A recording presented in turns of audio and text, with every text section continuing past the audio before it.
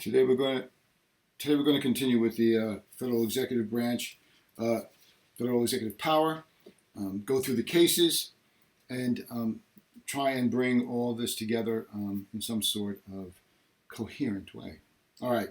So the first thing is this idea of inherent presidential powers. You have to understand you've got to divide this, right? You've got, on the one hand, you've got those things which are mentioned in the Constitution, constitutional sort of prerogatives of the president, or constitutional rights of exercising power of the president.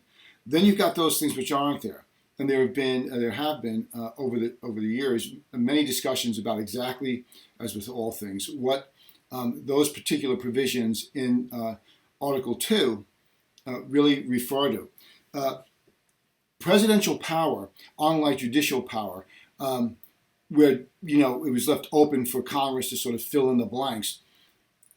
The executive branch, they walked two lines. One, you need the executive in order to effectively accomplish really anything. You need someone to make a decision, especially in foreign policy and the like. But the other thing is that it was left vague in some ways because they had to deal with the states that already had some reservations about an executive based on their experience with England. So they were interested in making sure that the states, at least, would not perceive this executive as being all powerful. And so the first thing that we look at is this inherent presidential power, and then executive privilege, which sort of is connected to that. And the next is an odd one, which is the ability of Congress to expand presidential power. Typically, once you've expanded anyone's power, it's very hard to reel that in. When you give someone power, it's very difficult to take it away. And also, there's this non-delegation principle or doctrine that we're going to look at because you can get, you'll see this with the legislative veto, we can get, one or the other branches sort of delegating what is their authority or their power or their job, if you will, to some other branch of government or to the administrative state, which we'll talk about. Because that, as you'll see, when you look at the particulars of that, you see the administrative state has a lot of power and is, once granted that power, as with all powers I've just said, it's very hard to take that away from them. And then, of course, we talk about the removal power. So treaties and that sort of thing are also included in this sort of concept of presidential power. And then more recently, as we describe it, the war on terrorism, how we handled that, who's got responsibility for that. So the idea here with inherent power is the power of the president to act without express constitutional, right, or statutory authority, meaning that we don't see it in the Constitution as a clear authority or power, and there's no expression through statutory, rule or law that the president has that particular authority. So keep in mind that when something is clearly stated, a power for the executive branch in the Constitution, fully acceptable, commander-in-chief, right? And that that Congress is on board with that, statutory or Congress disagrees with the constitutional interpretation.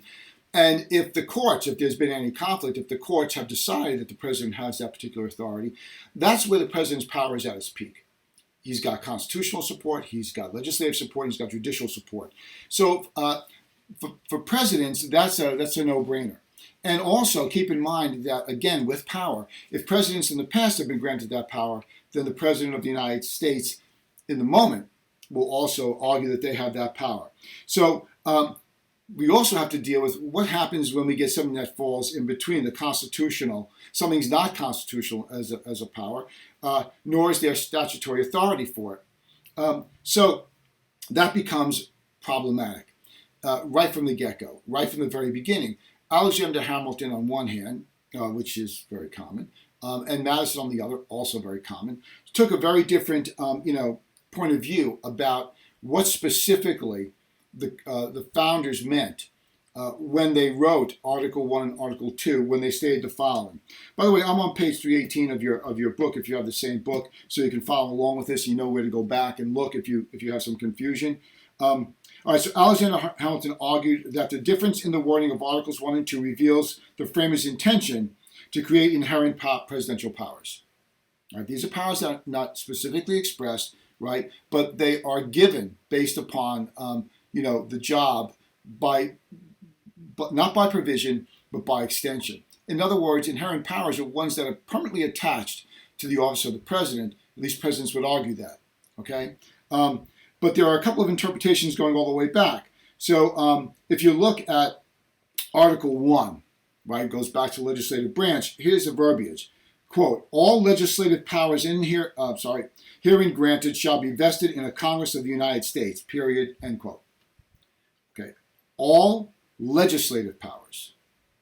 Anything that has to do with legislating, it's up to the Congress. That's very clear. No one's really argued that point. It's the next point that's contentious. In Article 2 of the Constitution, quote, the executive power shall be vested in a president, lawyers talk and trade of words, right, of the United States of America, close quote. So, on the one hand, you've got Madison arguing that all they were trying to do in that provision, unlike in Article 1 with the legislative body, was to say that only a single president, was to clear up the issue of how many presidents there would be. There was this idea of presidents of domestic policy, a president of foreign policy, and they decided on a single. So they wanted to make it very clear that that word a president of the United States, right? All legislative powers herein granted shall be vested in a Congress of the United States, a Congress, a single body, and all those legislative powers. So Hamilton argues that that particular verbiage for the legislative branch is very consistent with the verbiage for the executive branch, and therefore those two similar provisions mean they have similar powers. Madison argues no, it was just to clarify that it was one president. We've been arguing that ever since. There's a need for an executive, as I said, because you can have a country run by committee. There's a point at which you need to act and act quickly, and you can't do that if you've got a sitting committee and work through that. So Article 2 then doesn't limit presidential powers. That would be Hamilton's approach. So as we move forward, this question about how many presidents there would be is one approach. They meant one. That's all that provision meant. Another argument is no. It meant to grant all powers that might be attached to the executive branch to the president. Okay? So if that's the case, we have to look at Supreme Court decisions that may have supported one view or the other. The leading Supreme Court, I should say, decision concerning this is Youngstown Sheet and Tube Company versus Sawyer.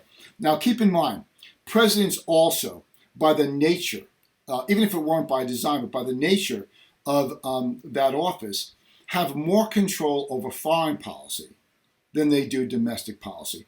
In a sense, domestic policy, presidents have, basically 535 plus people, plus, you've got the Congress, both houses, and really 50 governors, and you've got mayors, and you've got a whole government structure here, both on the state level and the federal level, that are going to be, sort of working with or working against the president's policies in the sphere of domestic issues.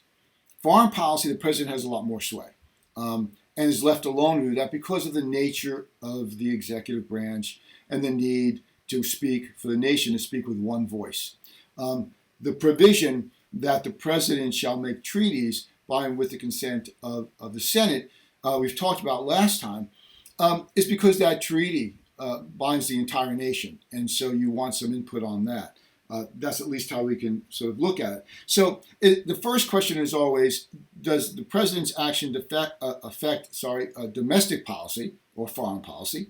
And if it's domestic policy, even if it's stated by the president, it's really for foreign policy considerations, you're going to have pushback, a lot more pushback from the Congress and the states, as I've said.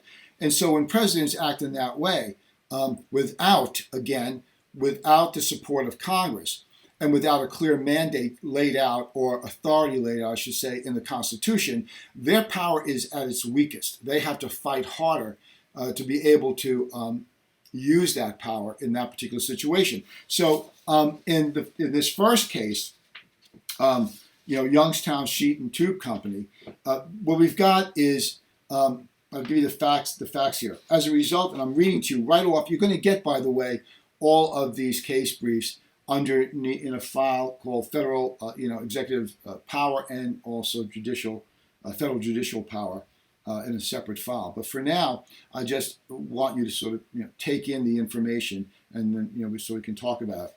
As a result of long but unsuccessful negotiations with various steel companies, the United Steelworkers of America served notice of intent to strike in April 1952. Through the last months of the negotiations, the president had utilized every available administrative remedy to effect a settlement and avert a strike. Okay? So, what you have to keep in mind that we're already in the area of domestic policy. You're going to see the president tries to put a foreign policy face on this, and then you'll see how the court deals with that, both in the dissent and in the concurring opinions. It's a very important case. Congress had engaged in extensive debate on solutions, but had passed no legislation on the issue. By order of the President, the Secretary of Commerce seized the steel companies so the steel production would not be interrupted during the Korean War. A war, more than any other foreign policy, gives the President maximum authority because they are commander-in-chief, and that's pretty clear what that means. So they can affect that. The question then becomes, the President, based on that far-reaching authority, how far can they reach into domestic policy to affect those ends? Those foreign policy ends. The steel companies sued in federal district court to have the seizure order declared invalid and to enjoin its enforcement. The government asserted that the president had, quote, inherent powers. That by the very nature of the president, this is part of their job, and it belongs to them. Not for a moment in time, but that's the nature of the job. To make the order, and that it was supported by the Constitution, historical precedent, court decisions. President is arguing, look, it's in the Constitution, it's supported by Congress, and judicial. I said before, if you have those three things behind you, if you have it clearly a mandate inherently from the Constitution, as well as from Congress, statutory in some way, and then also in some judicial decisions, that's your power is at its maximum level. So of course they're going to claim that. We've got authority across the board, inherent powers, Congress is on board with it, and the like. The district court granted a preliminary injunction that was stayed the same day by the Court of Appeals. The Supreme Court granted certiorari and ordered immediate argument. They said, this is important. We're going to bring this case up. We want to hear it. Okay. So the issue becomes, can the president rely on a concept of inherent powers and in his capacity as commander-in-chief, which we're clear on? So that's in the Constitution, right? And the question becomes whether or not the commander-in-chief power can be used in a domestic sphere. Make an order that usurps the lawmaking authority of Congress, right, on the basis of compelling need to protect the national security. There's the foreign element. All right. So the answer here is no. No. The president may not, rely on a concept of inherent powers given these particular facts and based on the commander-in-chief. So I want to read you some things that will help clarify, not too much, from the actual decision that is laid out in your book. Again, people have different editions. This might appear on different pages, but I'm giving page 318 and 319. This is based on the 4th edition. I went back as far as I could because the 4th edition would be inexpensive. So you're going to have to fish around a bit. But this, the page references should be pretty close. All right, so we are asked, I'm reading from the decision now. This is Justice Black. We are asked to decide whether the president was acting within his constitutional power when he issued an order directing the Secretary of Commerce to take possession of and operate most of the nation's steel mills, right? This case, the steel seizure, right? The mill owners argue that the president's order amounts to lawmaking. So they're arguing this power belongs to the legislative branch, not to the president. A legislative function which the Constitution has expressly conferred to the Congress and not to the president. Okay? The government's position is that the order was made on findings of the president that his action was necessary to avert a national catastrophe which would inevitably result from a stoppage of steel production, and that in meeting this grave emergency, the president was acting within the aggregate of his constitutional powers as the nation's chief executive. Now we're talking about executive privilege here, which we'll go into further, and the commander-in-chief of the armed forces of the United States. All right, the last part I want to read to you. The president's power, if any, to issue the order must stem either from an act of Congress or from the Constitution itself. There is no statute that expressly authorizes the president to take possession of property as he did here. These are private mills, right? Nor is there any act of Congress to which our attention has been directed from which such a power can fairly be implied. So you can see that it's pretty clear in terms of inherent power here that the president does not have that, at least from the court. Keep in mind, you're talking about private property, and private property is protected under the Constitution of the United States, right? The fundamental economic structure of the United States lies primarily in this right to, possess property. Life, liberty, and happiness was that last phrase I said before was thrown in by Jefferson not to plagiarize Locke, which was basically life, liberty, and the right to property. If you can't hold property, if you can't benefit from the fruit of your own labors, manifesting itself in property of some kind. Now, we're not necessarily talking about, by the way, real estate. We're talking about other things as well. All right. So Jackson lays this out, and I'll do this step by step with you. The first, when the president acts pursuant to an express or implied authorization of Congress, his authority is at its maximum. He's got the other branch behind him, for it includes all that he possesses in his own right as president, right? All the presidential authority, plus all that Congress can delegate. So as I've said, when you've got those two things in place, president's power is at its peak, right? Second, when the president acts in absence of either a congressional grant or denial of authority, he can only rely upon his own independent powers, but there is a zone of twilight in which he and Congress may have concurrent authority or in which its distribution is uncertain. The whole twilight thing means that there could be a gray area. Not quite night, not quite day, sort of a gray area where we're going to argue over whether it's Congress or it's actually the president that has a particular authority. And so it's that argument in the gray area is where we have most of our issues. If Congress is granted that power, we move out of the gray area because Congress has said, okay, we're going to give it more to the president. And so that confusion sort of dissipates a bit. All right. In this area, any actual test of power is likely to depend on the imperatives of events and contemporary imponderables rather than on abstract theories of law. Okay, in other words, what they're saying is this particular issue is based on practical matters. We're not into theories here. The question becomes really quite simple, which is, does the president have this authority given the facts? Are the facts such that this might move the issue out of that gray area into either towards the president, the executive, or towards Congress? But the courts have to make that decision based on those facts. And fundamentally here, if the nation really needed these steel mills to keep producing, otherwise, the nation would falter. The court would look at that and say, look, these steel mills have to produce. We can't put the interests of property before the whole. You have to remember, fundamentally, rights are limited because you can't have everyone have complete authority either in the government or citizens to do what they will do. Coming together in a society, in a structured government, means everyone yields some of their rights for the good of the entirety, right? Constitutional law, too. You see that over and over again with individual rights. Nothing can be absolutely under the control of one individual or group. Madison warned about that, and others warned about it. But this is a very dangerous thing.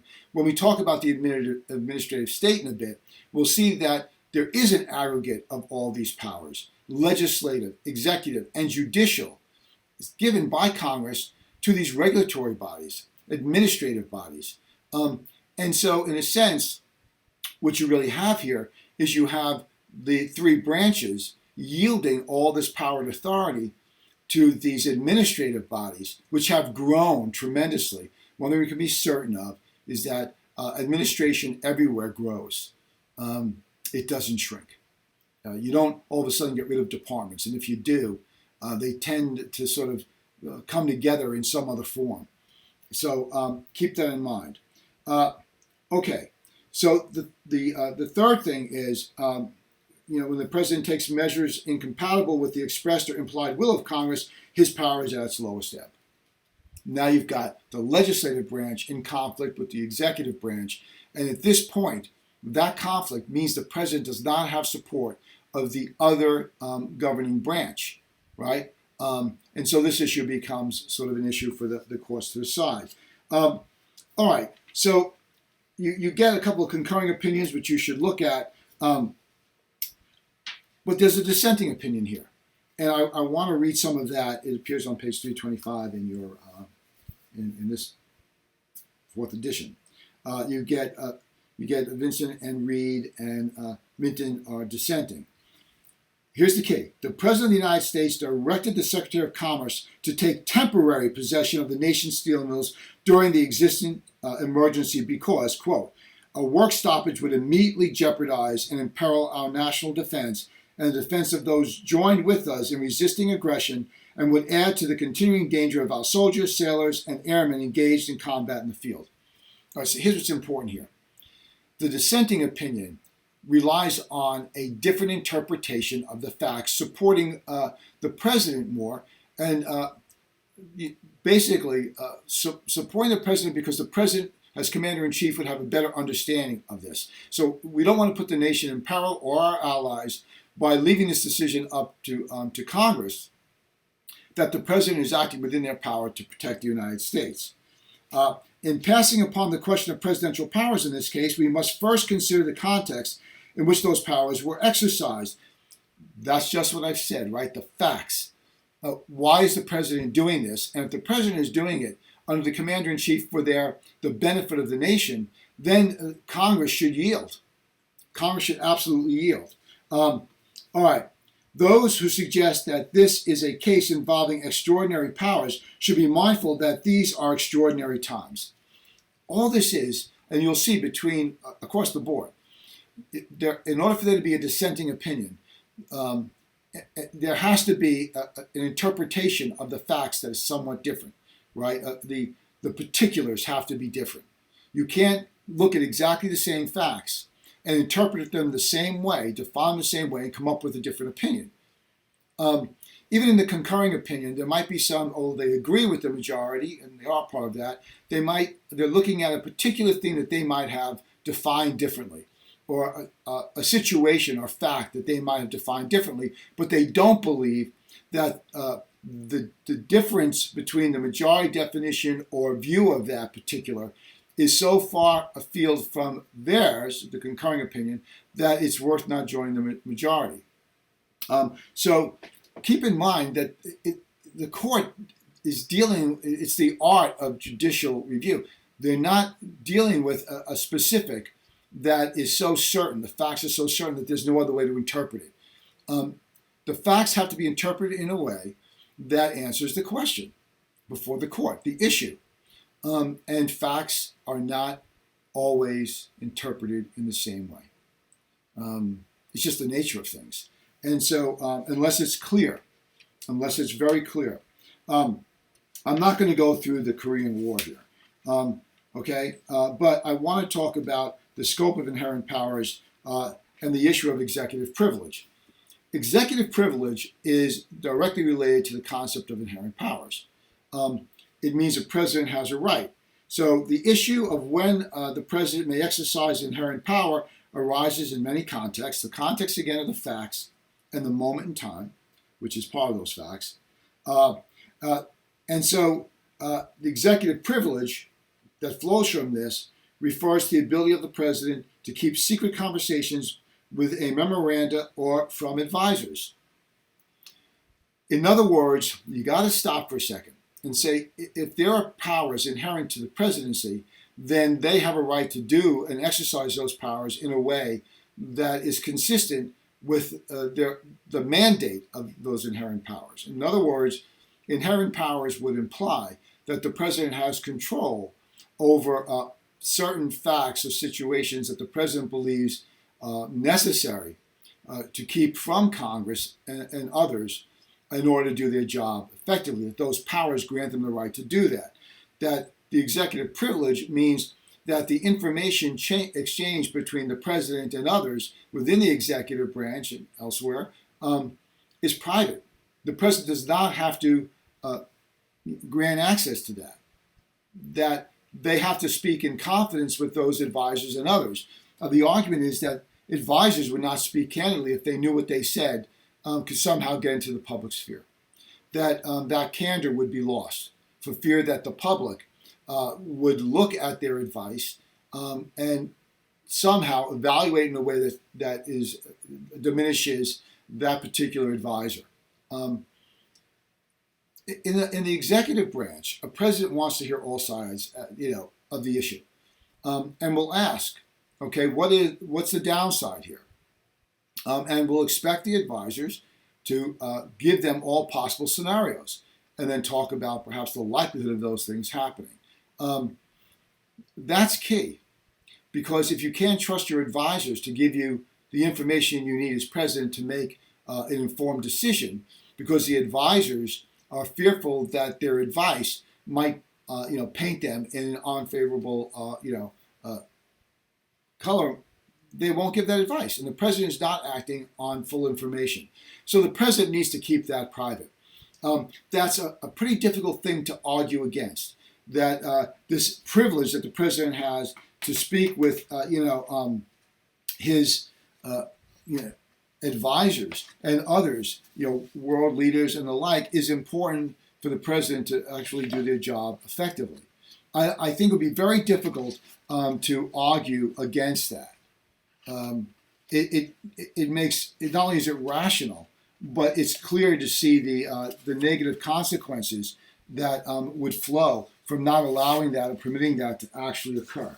So it's not. It's not. I don't think it's quickly dismissed. You can argue the facts of a case and say that that's not the case in this particular situation, but the general idea, I think, is there. So we want to look at the United States versus Richard Nixon. And in this case, I'll go through the facts, see how we do the facts. Again, these are all laid out in the briefs that I'll send you. So I'm reading right from the facts, so this should all seem familiar when you look at it again. After the grand jury returned an indictment charging 7 defendants with various offenses relating to Watergate, Special Prosecutor Jaworski moved for the issuance of a subpoena ducis tecum to obtain Watergate-related tapes and documents from President Nixon. Now, keep in mind, the president Nixon made recordings of his conversations with, advisors and the like that came into the Oval Office. So the question becomes: are these tapes covered under executive privilege? Some presidents will take notes, or they'll record conversations. When they leave the presidency, they might write a book. Nixon wrote several, talking about what took place in these discussions and the like. So regardless of why Nixon did it, the question is, under these set of facts, is it covered under executive privilege? Okay, now keep in mind something here. When we're talking about something that deals with foreign policy or something under domestic policy that is clearly under the control of the president, the court's going to take one view of that.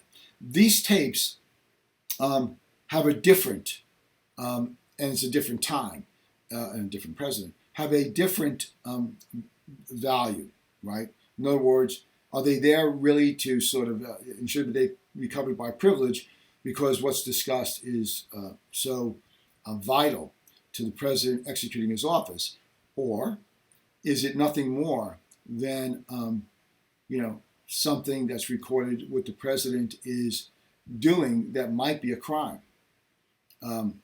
Now, you have to put this in the context. You want to win re-election as president. Got it. But there are things you cannot do. You can't violate the law. Now, here's an interesting sort of approach, right? Let's just say you take these tapes and you say, we're going to allow a certain group of people to hear these tapes. And they will make a decision about whether or not these tapes indicate there was a violation of law. If there wasn't, they'll simply say, we listened to the tapes. We don't believe there's anything here that that is of concern to us. This is and should be covered by executive privilege. If, however, there's a plot or a plan to violate the law to effect some end, that's clearly not covered by executive privilege. Keep in mind, again, the idea of impeachment. It's not a legal process, it's a political one. And so even if there were violations and there was criminal activity here, once the president is removed, the president then can be charged for that criminal activity. But in terms of the political sphere, all that can happen here is the president is removed. All right. So after the grand jury returned an indictment charging 7 defendants with various offenses relating to Watergate, Special Prosecutor Jaworski was moved to the issuance of a subpoena. All right. Grand juries. Grand juries sequestered. The information that takes place there or is granted there is not to leave the grand jury. It's not a public trial. What we're looking for here is in a criminal act for the grand jury to make a decision. Here are the facts as we have them. Should we be allowed to indict? Okay? And so the grand jury looks at that, or in this case, listens to those tapes, and then makes a decision about, if they decide, there's nothing here, there's no criminal activity, there's no violation of law, there's political maneuvering, but that maneuvering in no way crosses a line. But that's not what they decided. And so that means now the court has to make a decision. If they believe the president has acted criminally in the execution of his office and the use of his office, should that now information be made available to the Congress? So the issue is, does the president possess an absolute executive privilege that is immune from judicial review? That's key. Why? Executive privilege gets into some murky waters. And if you say the court cannot review something because the president just claims executive privilege, then it really removes the court from a check and balance position to one of, looking at this as nothing more than, say, a political question. So the answer to that the court comes up with is no. The president does not possess absolute executive privilege that is immune from judicial review. It makes perfect sense. You can't take one of the major branches of the federal government and say they have no right to oversee a presidential action, right? Now, keep in mind that that doesn't give the court a right to go, an open invitation to look at everything. Court is passive in nature. Someone has to bring the case before the court, and the court has to make a decision about whether to hear that case or not. Under original jurisdiction, as you know, right, the court will hear the case. But on appeal, the court can make a decision. In matters like this, the court's going to hear the case. All right, so what happens here? Absent a claim of need to protect military, diplomatic, or sensitive national security secrets, an absolute, unqualified presidential privilege of immunity from judicial process under all circumstances does not exist. First of all, Nixon claimed the court lacks jurisdiction to issue the subpoena because the matter was an intra-branch dispute within the executive branch. However, courts must look behind names that symbolize the parties to determine whether a justiciable case or controversy exists. Here, the special prosecutor, with his asserted need for the subpoena material, was opposed by the president with his assertion of privilege against disclosure. The court says, no, you should read the entire case, the case notes, but the court says you don't have absolute power here. Executive privilege does not mean that there's no check. What if Congress used its powers and refused and said the court could not review congressional action? What would happen? Well, the Congress would just be rogue. they, by majority, could make any decision they wanted, and it couldn't be stopped except by election. In America, we look at elections as a stable revolution. What that means is every 2, 4 years, 6 years, Americans go to the poll and they decide, we didn't like what this person did, and they're out of office. As I mentioned before, that still gives people, politicians 2 years, 4 years, or 6 years to do what they're going to do. It's not something that you can immediately stop under most circumstances. Okay, so that's the case of the claim of privilege. Now, the authority of Congress to increase executive power is the next major issue. Can the power of Congress to enhance powers of the president by conferring authority not contained in the Constitution? Can the Congress say, we're going to give the president this power, it's not in the Constitution? Well, we know that by statute, that's possible. It doesn't mean that everything's possible. It doesn't mean that Congress can go ahead and give the president any power that they want to give the president. It still has to be constitutional, right? And that's where the courts come in. That's the important role that courts play. Let's remove the court for a second. If we just had the Congress and the executive branch, imagine now that one party controls the Congress and the White House. This is why it's so important. The judicial branch is not political in nature. It's important why the justices that sit on that court do not take into account their personal point of view. You've got to be able to ground the thing in the Constitution. All right, so the power of Congress here to enhance those powers of the president is limited. It would have to by nature be limited. Otherwise, you don't really have a democratic process, right? Congress can do whatever it wants, and the president can get granted to them any power they want if they have support of the majority in Congress. And that would mean, of course, by today's standards, that the political parties would control, one or other party would control one or both chambers of Congress. If you have Republicans and Democrats with majority control in the House and in the Senate, so they didn't need Republican or Democratic support because they've got both chambers of the legislative branch and the executive branch under that party's control. That's somewhat of a dangerous situation. In their own way, the public kind of senses that. The public is uncomfortable, it seems, giving all power to one branch or the other. And so in the case of Congress with two houses, people tend to vote in one party in one and the other party in the other house. Now, there's no law or rule, and certainly people don't get together and make the decision, let's talk about this, what are we going to do? There's some sort of fundamental, it seems to me, sense that we can't have one party run everything. Each party would like to. Each party is willing to distort the process to varying degrees to get control of the entire federal government. But that's a very dangerous thing.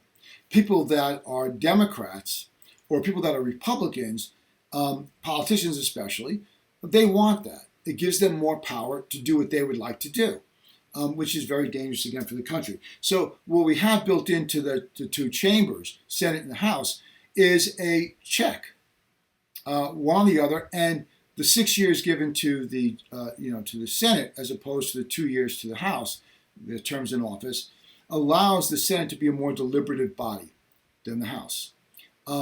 Why? They have more time, and they are politically removed or further removed from the consequences of their actions. If I've just been elected to the Senate, I've got 6 years. And so I'm more willing in the first year or two, certainly, to make some, difficult decisions that, the public may not like or people in my state may not like. But I'm not up for election. If you're in the House, what you do today, next year when you're running, is going to be pretty fresh in the minds of people. You're not going to have other things, for the most part, that you can point to that counterbalance, your support for that particular policy. It's one of the reasons why in Congress, as you'll see when we get to the legislative branch, you get Congress folk that don't like to really, be out front on any policy issue. For the most part, without colleagues joining them, it puts them in a vulnerable political position which they're not really comfortable with. Okay, so let's talk about the case of William Clinton, or Bill Clinton, versus the city of New York. So here, what we've got in the facts, again, any case that's read in your book is a case you have to know. You will get the case notes on every case you have to know. So there's no reason not to have down, the facts of a case, the issue that's being looked at, and the court's holding and their reasoning, right? So in the case of, Clinton versus New York, here are the facts. President Clinton used his authority under the Line Item Veto Act of 1996 to cancel a provision of the Balanced Budget Act of 1997. Okay? This forced New York to repay certain funds to the federal government under the Medicaid program and removed a tax benefit to food processors required by farmers' cooperatives. New York City and several private organizations challenged the constitutionality of the Medicaid cancellation, and the Snake River Potato Growers, which is a farmers' cooperative, challenged the food processors' provisions. So here's the issue. Are the cancellation provisions authorized by the Line Item Veto Act constitutional? Okay, so you've got provisions in a piece of legislation. Let's just say there are three. The president doesn't like one of them. So the president just says, that's out. That's not going to work. It's gone. That's a line item veto. That particular thing, the president on their own has said, no, that comes out. And you're going to see that what the court decides is, no, the president can't do that. That's not the president's job. He vetoes the thing in total or not. But we'll get to the specifics of that. Keep in mind, when we get to the administrative state, they're given this authority. Right? They can do what they'd like. In the case of George W. Bush, what he did was, if he passed or didn't veto or signed off on a bill, but didn't like one of the provisions, what he would do is just basically drag his feet and not execute it, or execute it in a way that was fundamentally inefficient, or maybe even contrary to what the Congress might want. So rather than run into trouble, as Clinton did with the line item veto, he simply said, okay, I'm going to veto the entire thing or not. But if I don't veto it and it becomes law, I'm going to now, as president, I'm supposed to execute the laws of the land. I will execute them, but that provision I don't like, I may not execute it in timely fashion, or I may not execute it at all, because the president has a right to make a decision about how things should be executed, and because of what they believe the effect will be. But how you execute things can also kill them, right? Well, in constitutional law, too, we talk about, segregation, integration in Brown v. Board being mandated by the court. Governor said, we're looking at this, and we want to execute this, and we're going to put this in to the educational structure of our states, but we have to think about how we're going to do this. And they were just dragging their feet. Presidents then, realizing this and wanting integration, threatened things as far-reaching as, you don't do it, I'm going to come into your state, which is, and basically, fundamentally take it over and execute it, because it's a violation. That would have been incredibly, incredibly complicated. But under pressure from the courts and the executive branch, eventually the states and legislative body, the states began to integrate in ways that one today would not deem appropriate, but they did. Okay, so, you can follow the letter of the law, but violate the spirit of it in the same act, and that was what was being done. So, issue is, are the cancellation provisions authorized by the Line Item Veto constitutional? The court says no, they're not constitutional, and they give several reasons. And I want to read you the entire, decision as it appears in the brief. There's, to read the entire decision of the court, in its entirety is not practical for us. But also, even in the abbreviated version in your textbooks, where the author of the book pulls out various provisions or various, parts of the decision to illustrate the point, is also several pages long. So we're going to pull out some stuff that we think is, or I think is important. I'm not going to go into the background of the case because basically I've already explained that, and it's not necessarily critical, to understanding how this case, works itself out. So here, this is on page 335 if you have the fourth edition. The Act requires the President to adhere to precise procedures whenever he exercises cancellation authority. In identifying items for cancellation, he must consider legislative history, the purposes, and other relevant information about the items. He must determine with respect to each cancellation that it will, 1, reduce the federal budget deficit, 2, not impair any essential government functions, and 3, not harm the national interest. Okay? A cancellation takes effect upon receipt by Congress of special message from the President. If, however, a disapproval bill pertaining to a special message is enacted into law, the cancellation set forth in that message become null and void. The Act sets forth a detailed, expedited procedure for the consideration of a disapproval bill. But no such bill was passed for either of the cancellations involved in this case. Okay? So, basically, that authority belongs to Congress, not for the President to pull things out as the President deems appropriate. Okay, so in another part, this is a concurring part from Kennedy, but really Breyer and O'Connor and Scalia joining that dissent. And here is the fundamental elements here that are important. I'm reading again, 337. I approach the constitutional question before us with 3 general considerations in mind. First, the Act represents a legislative effort to provide the President with the power to give effect to some, but not all, of the expenditure and revenue diminishing provisions contained in a single massive appropriations bill, and this objective is constitutionally proper. Remember, they're saying the President does have a right here to the line item veto. This is a dissenting opinion. It's not a concurring as Kennedy's was. I'm not going to go through their reasoning in particular, but specifically. But the idea is pretty straightforward, which is that does Congress have the right to give that authority to the President and say, look, here's what we've passed.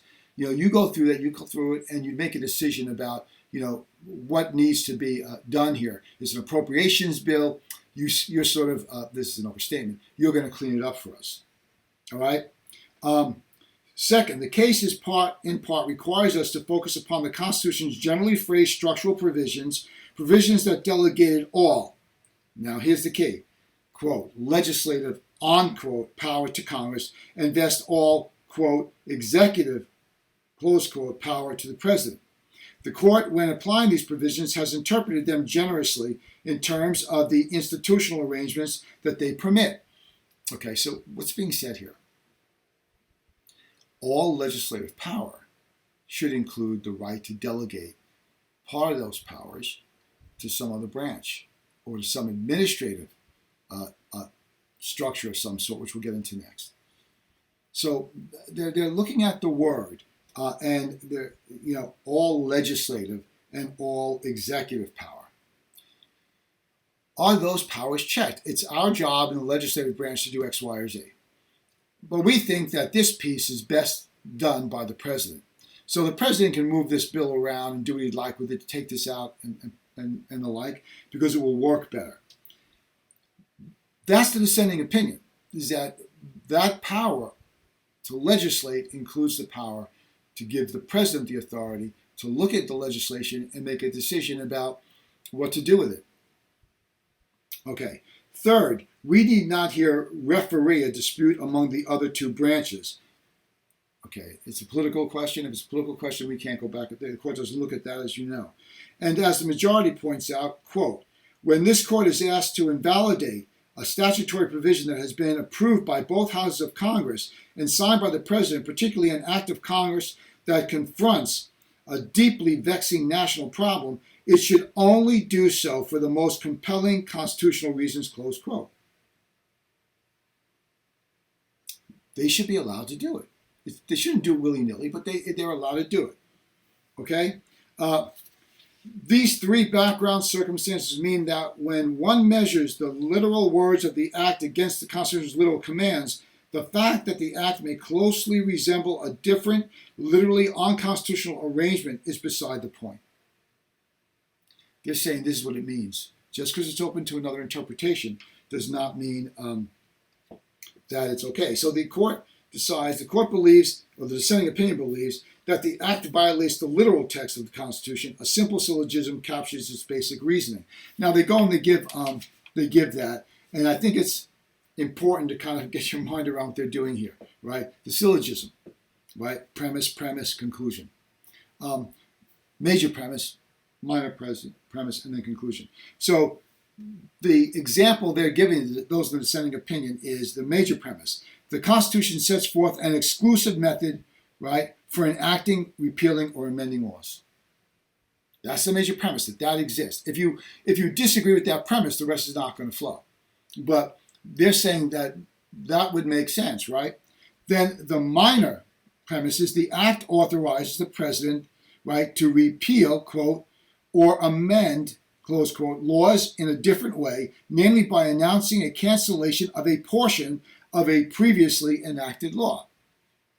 Flowing from that major premise, we've got this minor premise. So what's the conclusion? The act is inconsistent with the Constitution.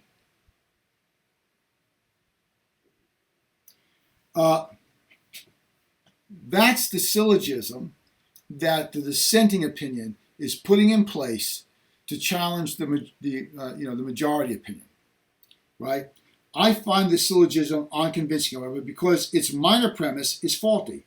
When the president canceled the two appropriation measures now before us, he did not repeal any law, nor did he amend any law. It's not law yet, right?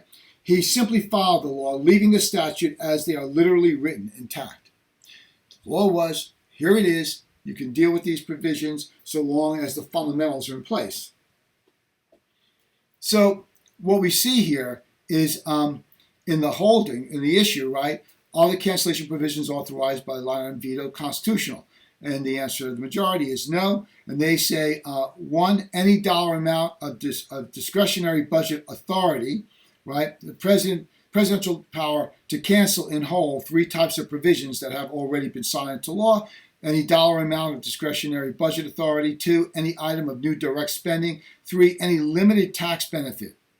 And they lay those all out, so I want to read it. Okay, with respect to each cancellation, the president must determine that it will, 1, reduce the federal budget deficit, as I said before, not impair any essential government functions, and not harm the national interest.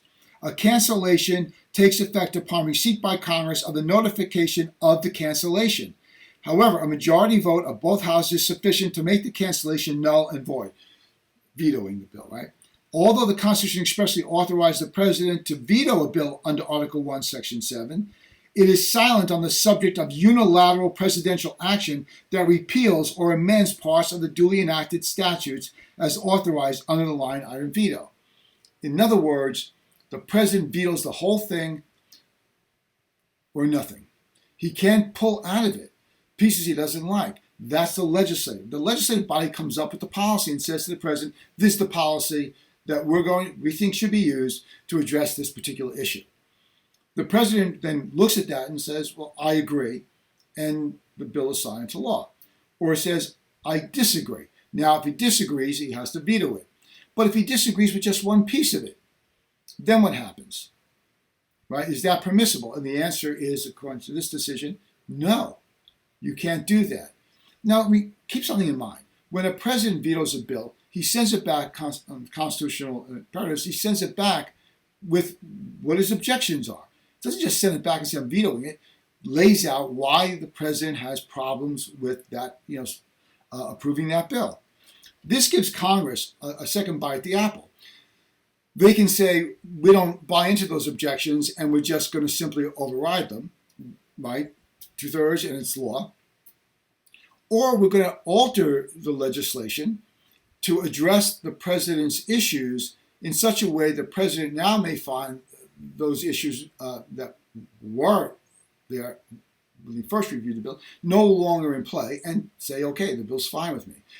The president sending it back with their objections is a critical part of this, and the Constitution says that that's what the president should do, right? Okay. So Congress has then a decision to make. We are going to go ahead and, pass this bill over the president's objections, or we're going to alter it and make it more palatable, if you will, to the president, or they could drop the whole thing altogether, realizing that they not only don't have the 2/3, but that they're beginning to lose support based on the president's objections or practical matters. By the time they get it through, again, the issue that the policy addresses may no longer be an issue. So there's political maneuvering too, political realities that have to be sort of addressed here. Okay, this leads us to another important, element here, which is the administrative state. In my view, the administrative state that has developed is really problematic.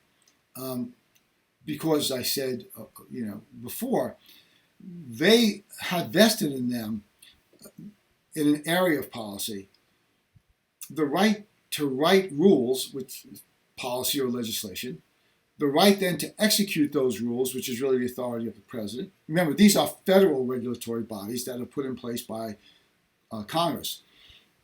And third, they have a right to say, well, someone's violating that regulation, and so they're going to be punished in some way. So the power granted to these regulatory bodies, administrative bodies, is broad. Regulatory is one of them, is broad. And they have a right to do certain things that can embody the authorities of the three federal branches in one administrative body. That gives a great deal of power to people that are not elected, and it also gives a great deal of cover, to those politicians that don't necessarily want to make the difficult decisions because politically they're going to be difficult when election time comes. A lot of what Congress does, and I don't mean this in a really derogatory way, it's the political realities that our form of government is set up, right? That the United States government sort of rests upon. You get penalized for policies that the public doesn't like, prima facie, on the face of it, don't like it, or the way it's executed, it becomes problematic, or the moment in time changes, and now that action seems to be somewhat problematic. So the election process and the way we put these things together, and the lack of sort of a sophisticated public that understands policy, most people don't follow the policies. They depend upon the political party they're affiliated with to make decisions that are consistent with what they believe are the imperatives of that party. So if you're a Democrat or Republican, you believe your elected officials, for the most part, are making decisions that are consistent with your view of what your party stands for. Okay? So they check out. I mean, most people are not policy wonks looking into, reading, policy over to understand it. When you look at the Affordable Care Act, for example, and others, it's not just that act, they could be voluminous. I mean, thousands of pages. Who's going to sit down and read that? What person says, for the next month, I've got my job, but when I come home, I'm going to put an hour into reading this, for the next month so I can get through all 1,000 pages. The problem with that, of course, is the time factor. Second thing is, how much do you know? How informed are you? And third is, can you interpret it? These bills, even simple ones, the language, as we've talked about, for the major problem for the judicial branch is interpreting that. Oftentimes when written, the legislative body sort of can be vague. It gives political coverage, and also it's very difficult, because circumstances change, to figure out the many ways in which things may occur that are problematic, in terms of the particular bill you're writing. Nothing is written, including the Constitution, so that it can cover every foreseeable possibility or change that might occur. Change is constant. Can't write legislation today that's going to be really good and applicable forever. That's not the way this works. Okay, So the legislative body routinely delegates its legislative power to the executive agencies. Okay, so it's weird, right? You've got power being granted, and moved. Now remember, we're not talking about the line item veto here. We're talking about something that's much, I don't want to say dangerous. It's an overstatement, but much more problematic in the long run. Okay. Now look, the administrative state is a necessary evil. Congress does not have the wherewithal, the time to not only write law and policy to cover issues that are coming up and trying to address those, but the Congress itself following up on their own policy, making sure it's enforced properly and the like, that the intent of it is problematic on two counts. One, the time factor to do that would be absolutely so problematic that the Congress could never get anything done anyway. They barely have time and a willingness, it seems, to get things done within the amount of time they do have now. The second is that even if Congress were to come up with some mechanism to do that, it would most likely be a committee-type structure. Executing anything in committee is very difficult because, in a sense, what you're doing is you're re-arguing the provisions of that bill and how it should be implemented, and who sits on those committees to overlook that policy. It's redundant in nature and it's corruptive, right? The devil's in the details. And so those, talking about the Constitution now, that were on the Committee of Style, basically, writing the Constitution, when the provisions were accepted and passed, someone had to write those up. And in the way in which you write them up is where the real power is. So being on that committee was very powerful. The same sort of thing, in a way, occurs here. You've got a situation where if you had the legislative body have to, do it themselves, it's not plausible. So giving it to the executive branch makes sense. But there again, there's a certain amount of expertise that's needed in all these different areas of policy. And putting them in those various parts of the executive branch that oversee that policy anyway, like commerce or what have you, foreign policy, military, makes the most sense. And Congress can oversee that then. And the president can see how they're executing things. Look, presidents really tend to care about a few of the cabinet positions, the ones that are really important to the president. Defense is one, state is another, right? Anything dealing with money at all is an important part to the president. But does the president really have an interest in education? I mean, is that really going to be, a major issue? I mean, commerce will. Anything dealing with money or the military or power is going to be really of interest and to a president, because that's what they're going to be remembered for. Their educational policy, I mean, that's really a state issue, and all they can really do is sort of give mandates and money. All right, so we're on page 339. I want to read this to you. These agencies, meaning these administrative agencies, right, exercise all the powers of government, legislative, executive, and judicial, like I've said. Administrative agencies generally have legislative power as they possess the authority to promulgate rules that have the force of law, negating the legislative process altogether, right? Administrative agencies also have executive power, which means they do what the president's supposed to do, because they are responsible for bringing enforcement actions against those who violate the relevant federal laws and regulations. So now they're executing the law. Finally, the administrative agencies frequently have judicial power in that they employ administrative law judges who hear cases brought by agency officials against those accused of violating the agency's regulations. James Madison, as I've said before, quote, "The accumulation of all powers, legislative, executive, and judiciary, in the same hands may justly be pronounced the very definition of tyranny." That's in Federalist 47. Makes sense. Think about the king, or think about a king, royalty. One person makes all the decisions.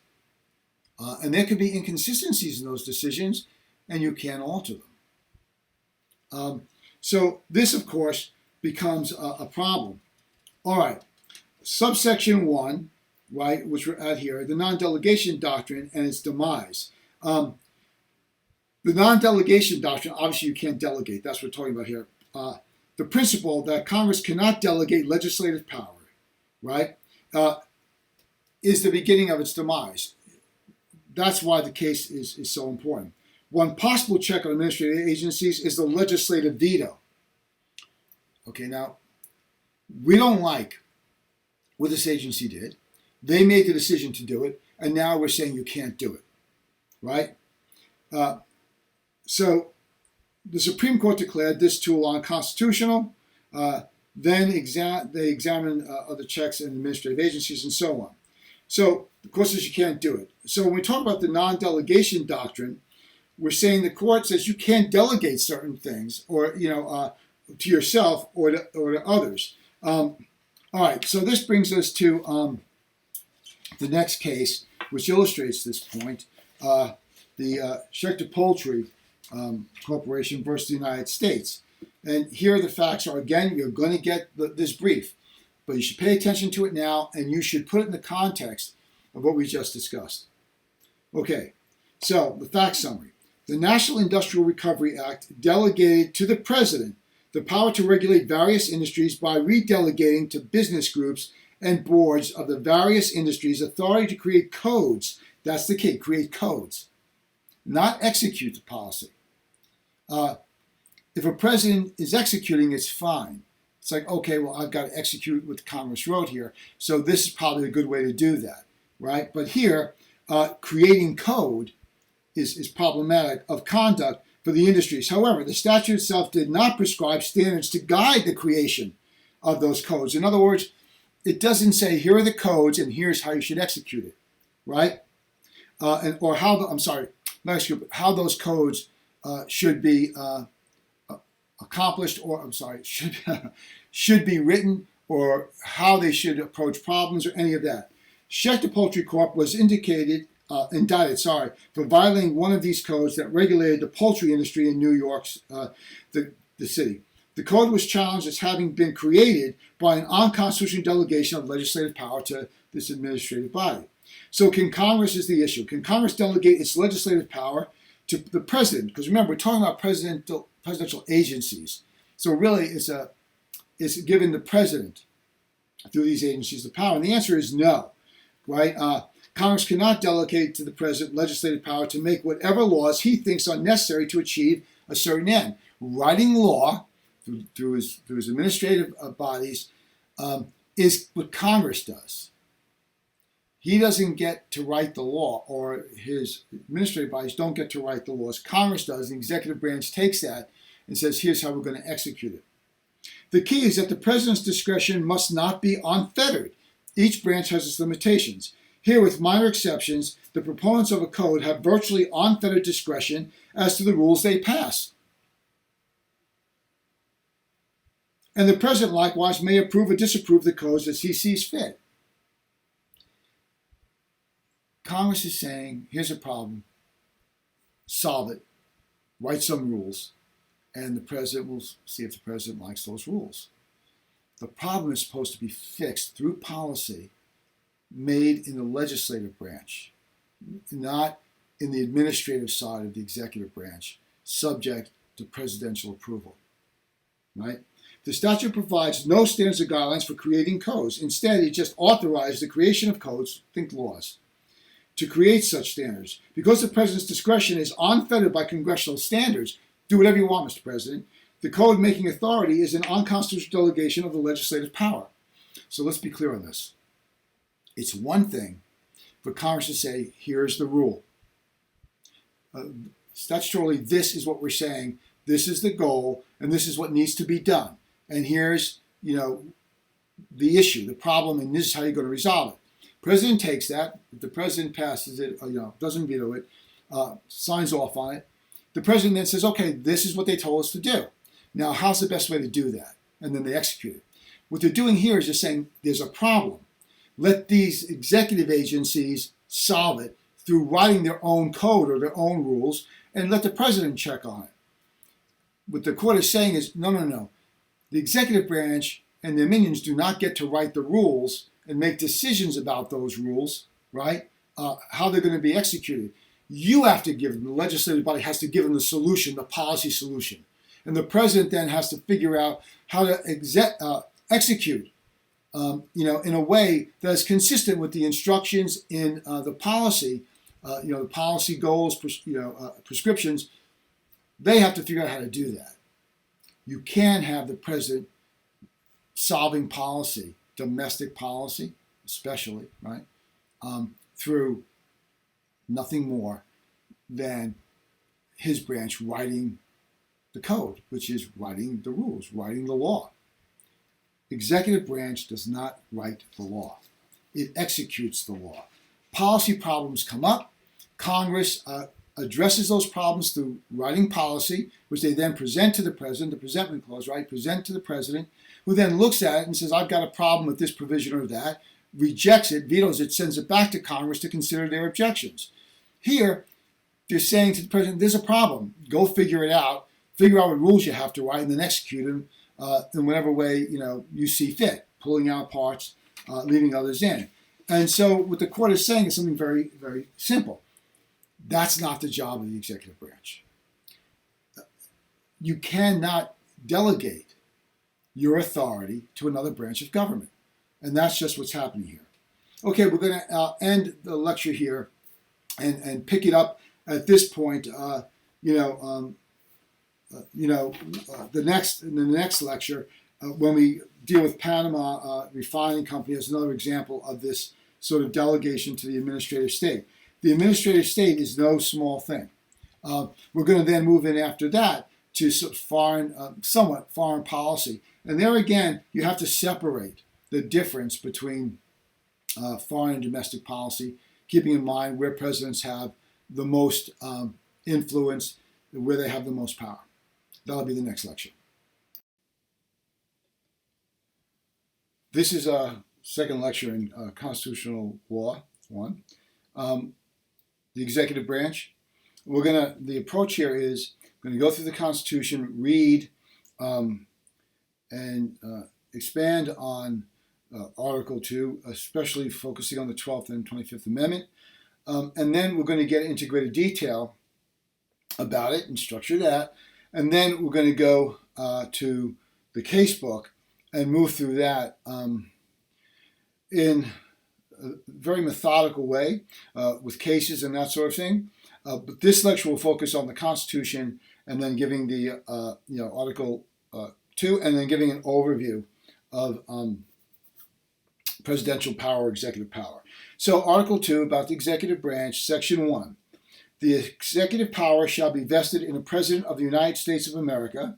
He shall hold his office during the term of 4 years, and together with the Vice President chosen for the same term, be elected as follows. So Section 1 is just as it typically is in other sections of the Constitution. It's straightforward. It's sort of let's get the particulars down in terms of how this all is going to work, how you become president, and what the process is. The next part is going to be altered by the 12th Amendment, but let's look at the original. The electors, each state shall appoint in such manner as the legislature thereof may direct a number of electors, equal to the whole number of senators, which would be 2 for all states, and representatives, which varies depending upon the population of the state, to which the state may be entitled in the Congress. But no senator or representative or person holding an office of trust or profit under the United States shall be appointed an elector, right? No senator, representative, or person holding an office of trust, profit under the United States shall be appointed as an elector. In other words, you can't have politicians already sitting in power be an elector or someone holding another office. Government officials are out of it, right? That's the point here. Okay, now the next part, is where we're going to come to the 12th Amendment. Originally, the electors shall meet in their respective states and vote by ballot for 2 persons, of whom one at least shall not be an inhabitant of the same state with themselves. And they shall make a list of all the persons voted for, and of the number of votes for each, which list they shall sign and certify, and transmit sealed to the seat of the government of the United States, directed to the President of the Senate. President of the Senate now, right, is at this point the Vice President, right? The structure now. We'll get to that. The President of the Senate shall, and the Presidents of the Senate and the House of Representatives, open all certificates, and the votes shall then be counted. The person having the greatest number of votes shall be President, if such number be a majority of the whole number of electors appointed, and if there be more than one who have such majority and have an equal number of votes, then the House of Representatives shall immediately choose by ballot one of them for President. And if no person have a majority, then from the 5 highest on the list, the said House shall in like manner choose the President. But in choosing the President, the votes shall be taken by states, the representation from each state having 1 vote. A quorum for this purpose shall consist of a member or members from 2/3 of the states, and a majority of all the states shall be necessary to a choice. It's complicated, right? And a lot of manipulation here. In some ways, I'll finish reading it. This has to do with concern over the president being all-powerful like a king and that sort of thing, which spooked everybody, right?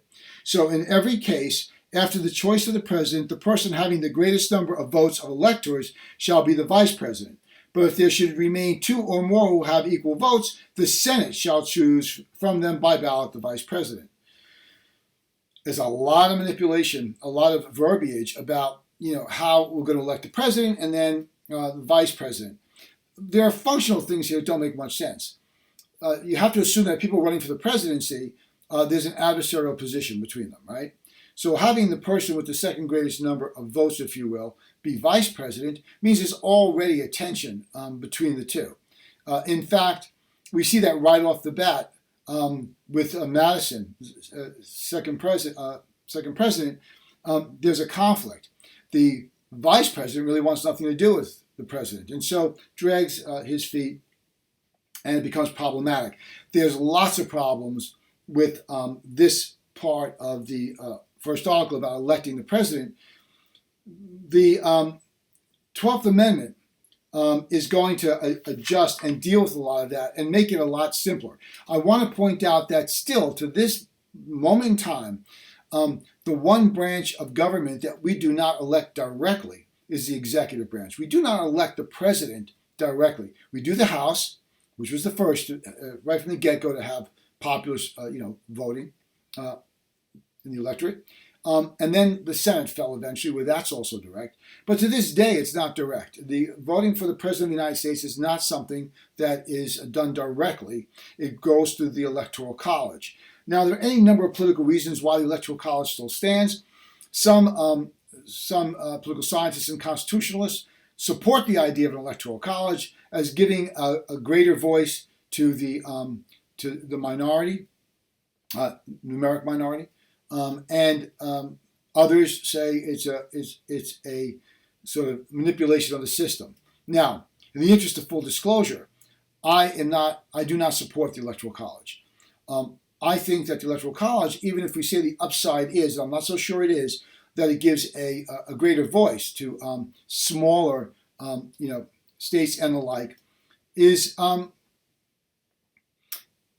not really important enough to sort of mess with the system that should be straight away. In other words, if we just had one person, one vote moving across the country and got rid of the Electoral College so that the states themselves don't necessarily have a say in who becomes president. It's understandable that early on that would be the case, because early on they were fearful again that this president would become a king, and governors of states especially did not want their power eroded. So there's a lot of measures to prevent that from happening. That's what all this verbiage is. But it becomes problematic. So my feeling, again, full disclosure, my feeling, my belief is that one person, one vote. So right now, if there's a majority vote for a Democrat or a Republican in a state, then that person could win all the electors of that state. Now, that's changed for some states. Some states it's proportional, and there's other configurations of how they're going to deal with dividing up those electors. It used to be that elector, regardless of the public's choice or vote could choose whoever they wanted. They could break from the public, the popular vote. Typically, the electors are appointed by parties. They're people that are being rewarded for their party loyalty, that sort of thing. But nevertheless, if we started off with one vote, no state would have any more say than the number of people in that state, which seems perfectly proportional and perfectly acceptable. So that if you live in a state that's a Republican state, and you know that given the candidates, the Republican's going to always win the electors, you may not come out and vote. State's never going to vote for the Republican. I'm going to lose my vote anyway. But if you know that those votes are going to accumulate across the states, it makes sense to come out and vote, because your vote for your Democratic candidate, although it won't win the day in your state, but there's no electoral college now, it would be added to all the other votes across the country. And even if there are those states with greater populations that could swing the vote, so be it. That's just the way it works. So one person, one vote.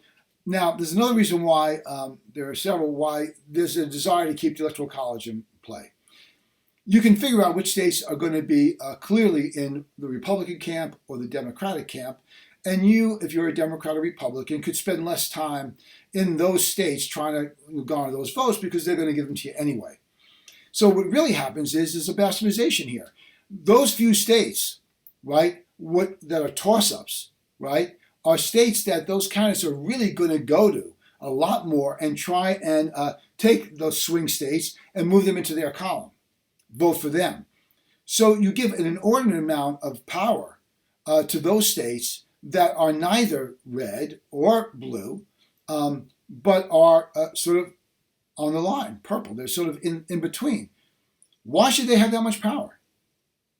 Why? Why should that state count more? Because of the Electoral College.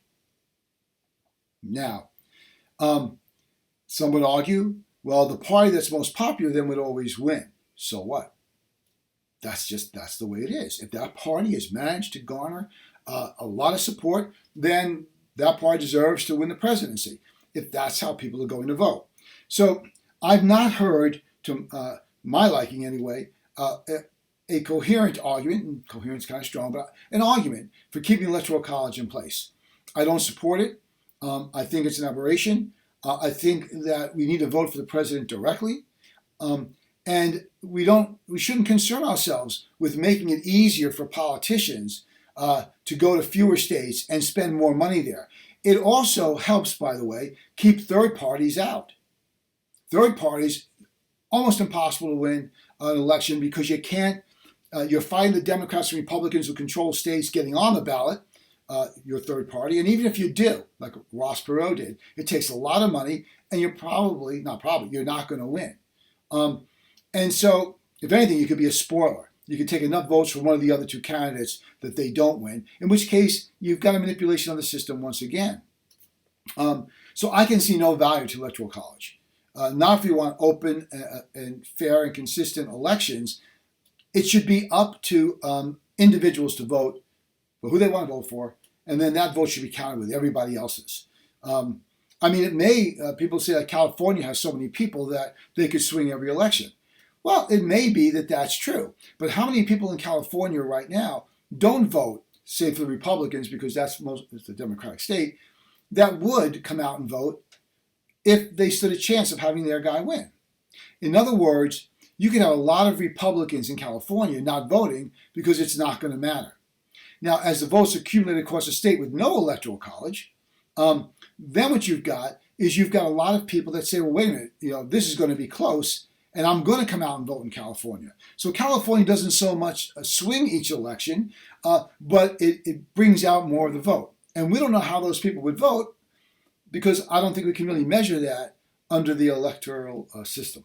So it makes a lot more sense to, if you care about, democratic elections, right, to have everybody come out and vote. How many more Republicans would come out and vote in what are now considered Democratic states, and how many more Democrats would come out to vote in states that are now considered Republican states? We need to get rid of, if there's only two things we could do, folks, I'd get rid of the Electoral College and get money out of campaigns. if you want to improve the system tremendously, those are the two things that need to be done, in my view, to make America closer to the representative form of democracy that we all want it to be.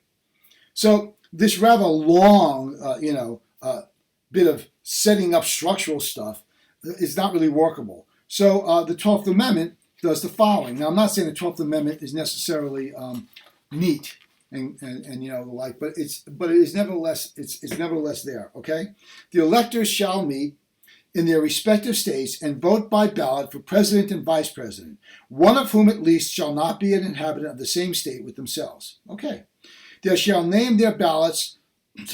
They shall name in their ballots the person voted for as president, and in distinct ballots the person voted for as vice president. And they shall make a distinct list of all persons voted for as president and all persons voted for as vice president, and the number of votes for each, which list they shall sign and certify and transmit sealed to the seat of the government of the United States, directed to the President of the Senate. The President of the Senate shall, in the presence of the Senate and House of Representatives, open all the certificates, and the votes shall then be counted. The person having the greatest number of votes for president, right, shall be president if such a number be a majority, and then from the persons having the highest numbers, right, so on we go.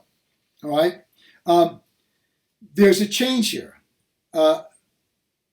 We still deal with the electors, but now we've got 12th Amendment. We now have the beginnings of the president's system, where we have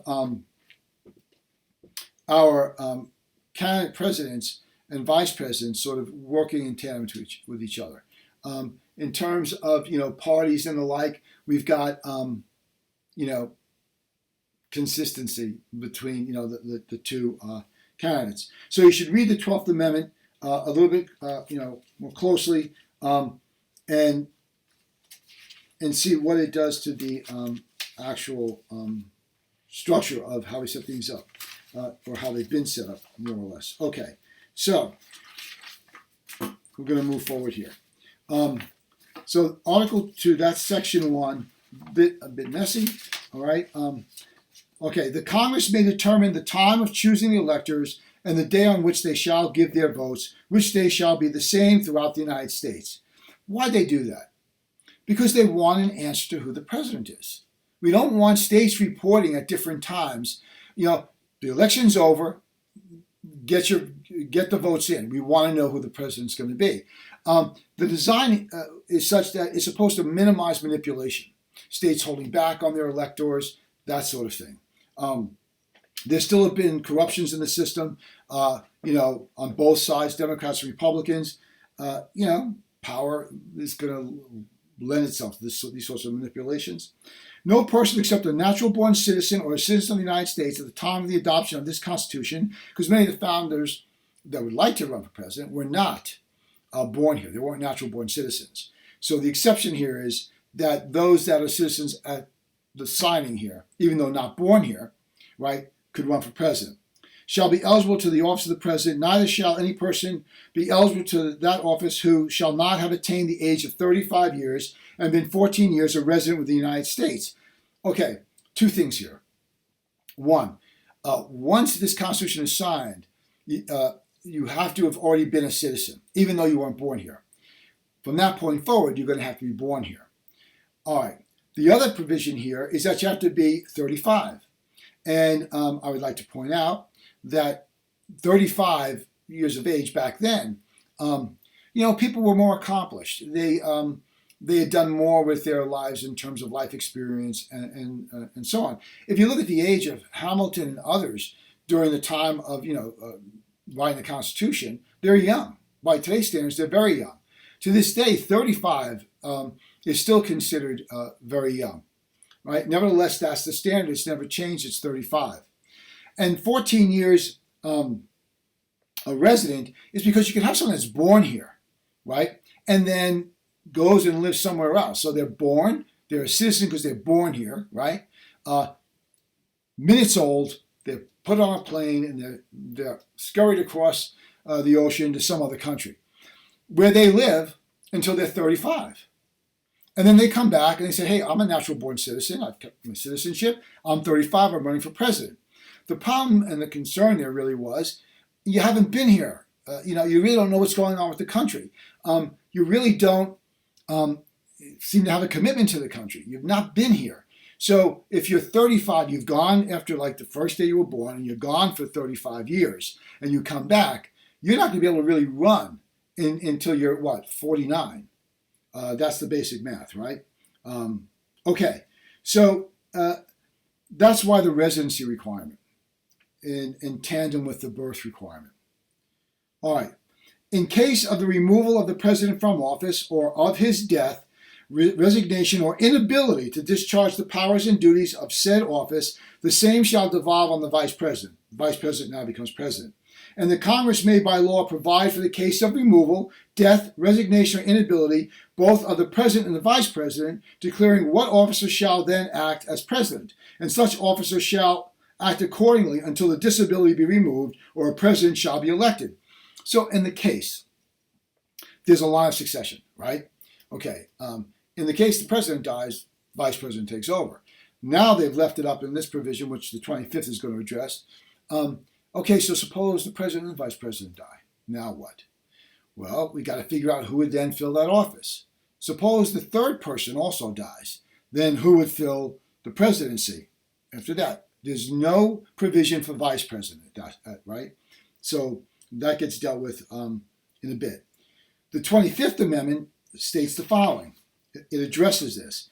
The 25th Amendment proposed by Congress and ratified by the states in the aftermath of the assassination of President Kennedy, right?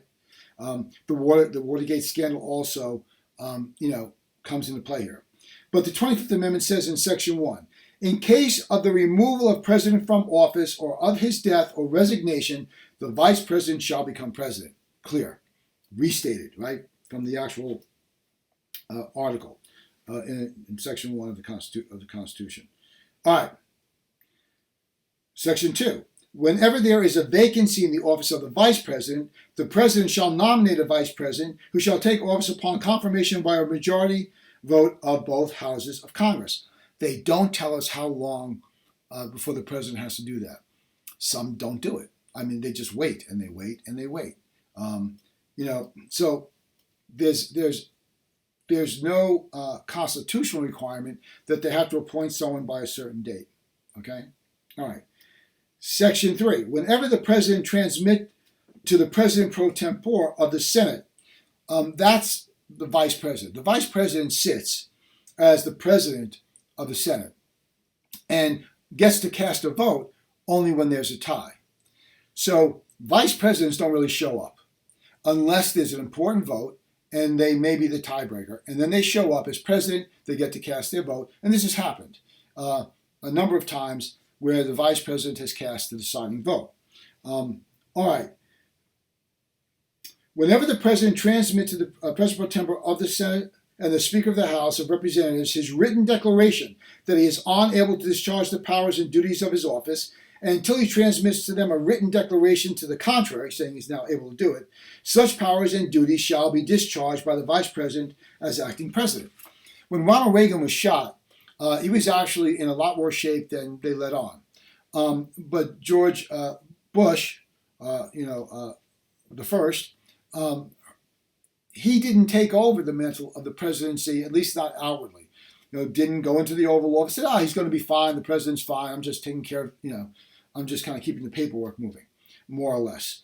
And that was to keep the country from freaking out and thinking that, the president was in, worse shape than we thought.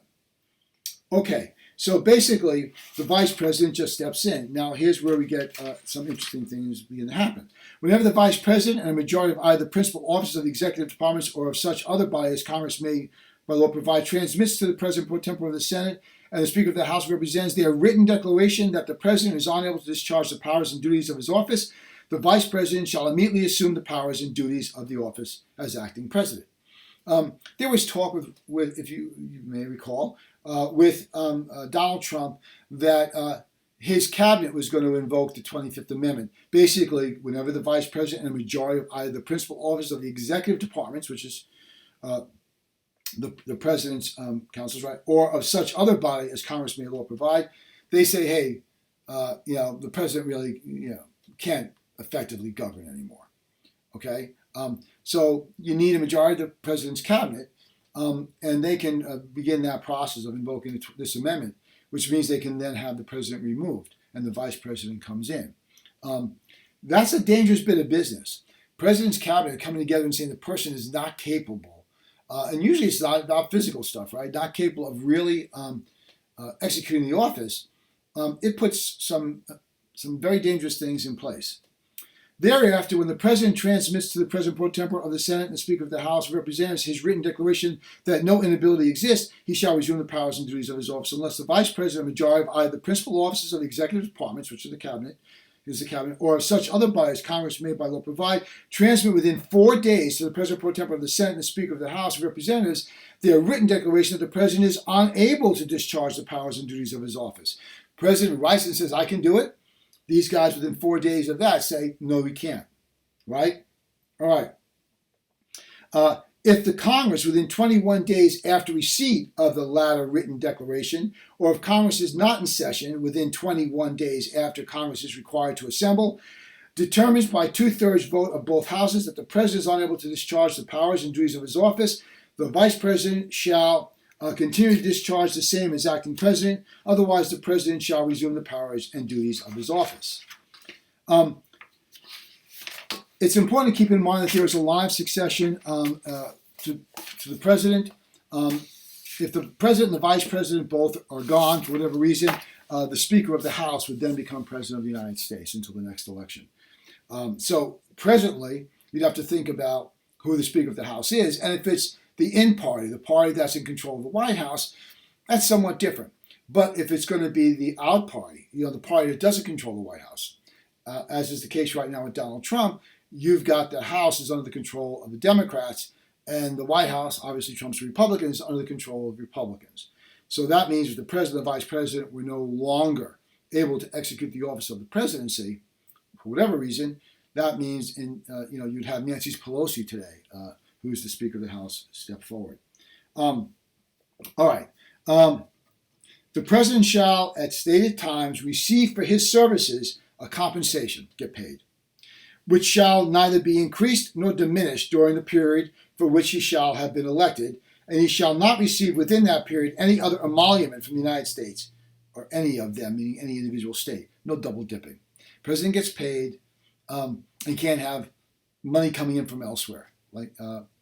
He's got a part-time job somewhere, right? Okay? That can't happen. The concern here is obvious. They don't want the president's loyalties to be divided. That this is where I make a living, yes, but I make extra money or a lot of money here, so I'm going to go ahead and do that. Can you imagine the President of the United States was also acting as an advocate for some other country and being paid as a consultant? I mean, this is problematic, so that makes perfect sense. You'll notice there is nothing here that says the president can't refuse his salary. Several presidents have said, I'll need the salary. Donate to charity or whatever the case might be. Before he enter on the execution of his office, he shall take the following oath or affirmation. When Obama was sworn in, it's interesting because the Chief Justice, takes a Bible, typically, right? Takes a Bible or whatever from the family, the president's family. Well, they'll say, "I want to use this Bible," if that such is the case. And John Roberts presently is the one that actually was responsible for doing it, right? And what's interesting is that at some point, because Roberts has to say the words, and then the President of the United States, being sworn in, has to repeat. And at some point, Roberts got lost.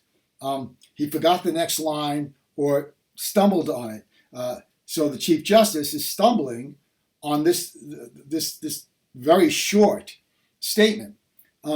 And there's a slight chuckle. You go back and watch it from Obama, who realized the Chief Justice was stuck and actually prompted him. So, Obama was, a constitutional professor, so he kind of had the statement down. I do solemnly swear or affirm, because swear meant something, If you're religious, you would not do that. That I will faithfully execute the office of the President of the United States and will, to the best of my ability, preserve, protect, and defend the Constitution of the United States. That's the statement. The President says it. He's now sworn in, now officially the President of the United States.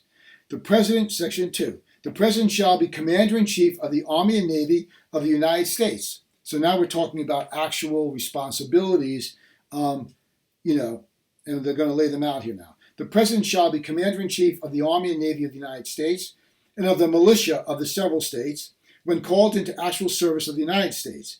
He may require the opinion in writing of the principal officer in each of the executive departments, his cabinet, upon any subject relating to the duties of their respective offices, and he shall have the power to grant reprieves and pardons for offenses against the United States. So it's the only one that can do it, and that doesn't have to go through Congress. The President can just grant those, and it's basically done.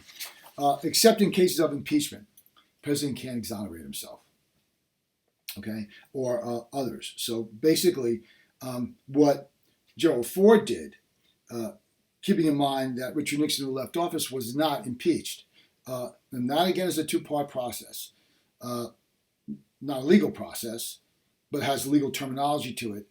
The actual legal process can happen after they're removed, when they can be charged with crimes and so on. So the impeachment process is nothing more, as you'll see, than removal from office. It's got two parts to it.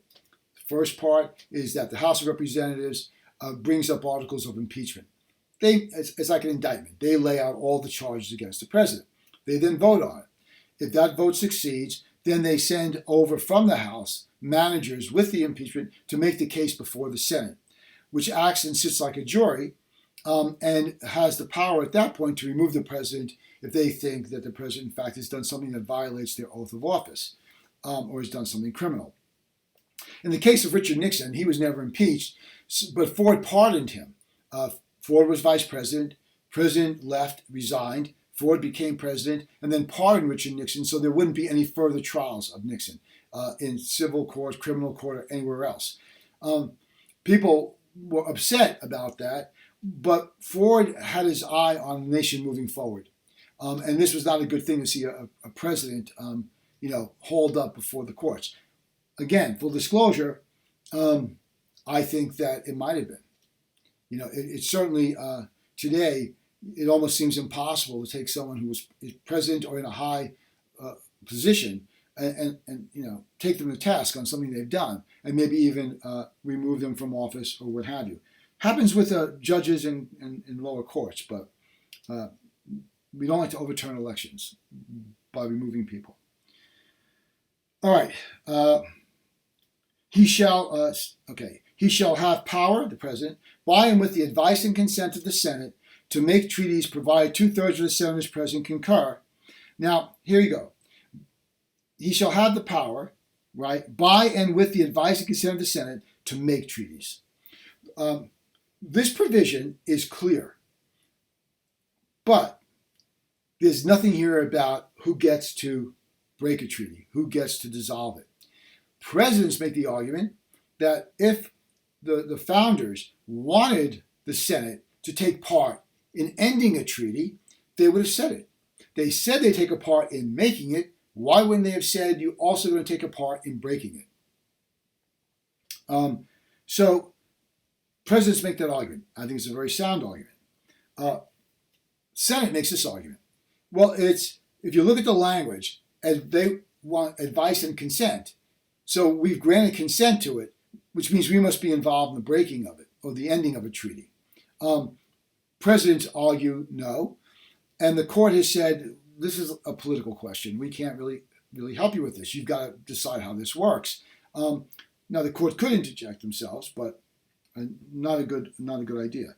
And he shall nominate, and by and with the advice and consent of the Senate, shall appoint ambassadors, other public ministers and consuls, judges of the Supreme Court, that's a big one, and all other officers of the United States whose appointments are not herein otherwise provided for, and which shall be established by law. But the Congress may by law vest the appointment of such inferior officers as they think proper in the President alone, in the courts of law and the heads of departments. So let me just lay this out. It's a lot of verbiage. Okay, so the entire bit about treaties we've already explored, but you also have the Senate involved in appointing ambassadors. This is usually not too politically volatile. A lot of appointment of ambassadors is sort of political payback for supporting the president, and so it's nice to get an ambassadorship to some country you're from or you like or is going to be a lot of fun. So it's sort of a reward. Also, and all other officers of the United States whose appointments are not here otherwise provided for. In other words, go ahead and appoint people. Fill up the government with people you need there, because we're not going to sit here and lay out all the possible positions, and those positions may change from time to time. So you guys have got to figure out what positions and who might fill them, and that's why they say, and which shall be established by law. So Congress may by law vest the appointment of such inferior officers as they think proper. In the president alone, they can say to the president, you can appoint people to your cabinet. This is really something you should do. We're not going to do that because none of this was laid out in the document. So now we got to figure out who's going to appoint individuals and how that's going to work. So Congress can say, look, the president appoints this cabinet, appoints someone to the courts, and the heads of the departments can decide who they're going to fill positions with. Okay, the important thing here, right, is judges of the Supreme Court. This is a hot political item because they serve, this, as you remember from Article 3, they have lifetime appointments. That means since they're the final arbiters of the law, they have a lot of power, a lot of say concerning what particular laws or actions are unconstitutional. So the argument always is that conservative justices appointed are going to decide cases that are consistent with conservative principles or ideals, and that liberal judges are going to do exactly the same thing, but only for liberal causes and the like. I can tell you that conservative justices are never usually as conservative as the presidents that have nominated them think they're going to be. And that liberal justices are usually never as liberal as the presidents that appointed them thought they would be. Yes, they're still liberal, they're still conservative, but there is wiggle room there. It's not as if they rubber stamp everything, okay? Because, well, I'm a conservative, appointed by a conservative president, so, but because it's a lifetime appointment, and because they are the final arbiters of the law, there's a lot of political value in appointing justices to the court. Now, presidents also, for the lower courts, appoint people, lots of people, hundreds of people, and people don't pay much attention to that. But remember, cases come up through those courts, and decisions are made by the justices in those courts. So really, it's not just the Supreme Court, it's the entire court system. All right, the president shall have power to fill up all vacancies that may happen during the recess of the Senate by granting commissions which shall expire at the end of their next session. Okay, so obviously, if some senator can't complete their term, president would then appoint someone to be there. And of course, it would be if the president's Republican, it would be Republican, Democrat. But then they have that person, when the next election cycle comes up for that particular seat, that's every 2 years in the House, but every 6 years in the Senate, then there's an election that takes place. And then the public gets to vote for who they'd like to put in that particular seat. It could be the person already there that's been appointed by the president. It could be somebody new. Section 3. He shall from time to time give the Congress information of the State of the Union. This is the State of the Union address. It used to be just written up and sent over to the Congress, but ever since the technology, advanced technology of television and broadcasting has come into play, presidents have found value in going before the Congress and delivering the State of the Union live to televised audiences. It does a lot for their prestige. Also, when you have the full House and Senate sitting there as the president speaks, it gives the president a sense of, at least the public side, authority and power. You also have the Supreme Court justices that don't have to come, but they do show up, right? And they remain silent. They don't really respond to anything. They don't stand up and applaud. They do nothing. There's been one exception I can think of, and that's Alito, who Obama said something, he was shaking his head. And he was reprimanded for that. You don't do that. You don't give any sign. Well, Ginsburg also, when Trump was elected, voiced an opinion about him. And that was also not acceptable, and later apologized for that as well. Presidents of the United States, when they give that State of the Union, nowadays they have a lot. They have a lot more eyes on them, and a lot more people doing analysis of what they've done. And then now, in relatively recent history, we have the out party. So right now it's Trump. So the Democrats, they choose someone to sort of respond to the president's speech after the speech is over. It's a way of minimizing that speech, or at least getting the other side of the story, if you will, out. All right. So I lost my place here. Okay. Where is it? Okay. Okay. And sorry. And recommend to their consideration, this is the State of the Union, such measures as he shall judge necessary and expedient. That's why the presidents get up there and talk about their policies and what the Congress needs to do and so on. He may, on extraordinary occasions, convene both houses or either of them in case of disagreement between them with respect to the time of adjournment. You need both chambers, House and the Senate, to pass legislation. They need to both be there. Or there may be something that's important and they're not there, and the president needs to get them back in order to consider it. He may adjourn them to such time as he shall think proper. He shall receive ambassadors and public ministers. He shall take care that the laws be faithfully executed, and shall commission all the officers of the United States. Okay. Section 4. The President, Vice President, and all civil officers of the United States shall be removed from office on impeachment for and conviction of treason, bribery, or other high crimes and misdemeanors.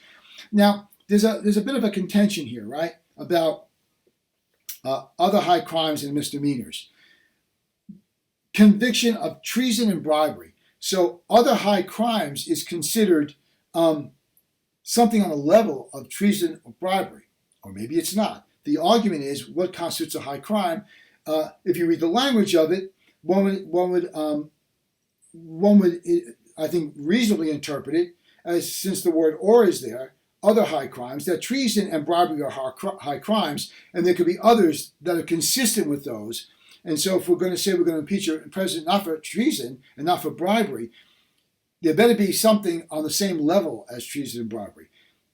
And misdemeanors. The misdemeanors part, you can think of it in some ways as just administrative, running afoul of administrative imperatives that the president has to execute. We've never had a president removed from office. I think Nixon would have been, but his party, the Republicans, got him to leave. We've had 3 impeached, right, but none removed by the Senate. I think it's reasonable to say in each of those cases it was political in nature. Certainly the last 2. Bill Clinton for really something that, he lied under oath. Okay, he was disbarred for that. But it was really a personal matter. What he did with an intern, a young intern, any sexual liaison between them, really that's his business. He's not doing anything to corrupt the United States or giving aid and comfort to the enemy. It's really a personal misstep, if I can call it a misstep, that has to be dealt with in his own life.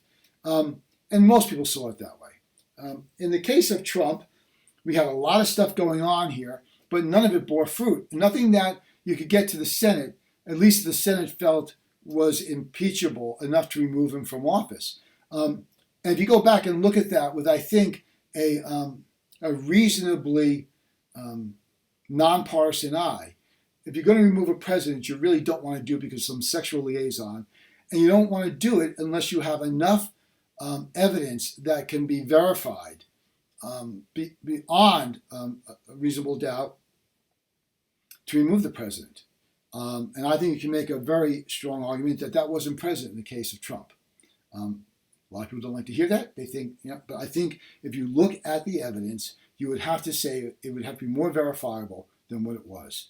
That there was a whole lot of, things that weren't proven or demonstrated. All right.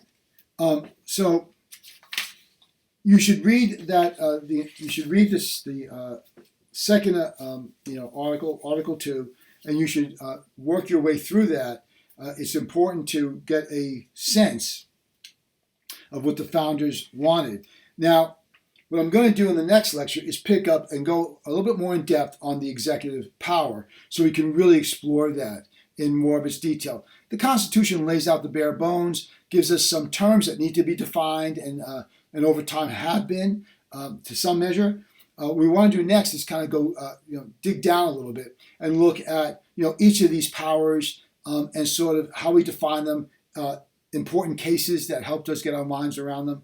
So you've now got the fundamental constitutional structure. Next is going to be looking at the executive power in greater detail, piece by piece. You should have read already the third and now the second article, read it several times both, to get some sense of what we're looking at here and we're going to be exploring. We're going to dig down on the executive branch for the next few lectures and talk about the cases, and then we'll have one lecture at the end, which will be a lecture to review and prepare you all for the midterm exam.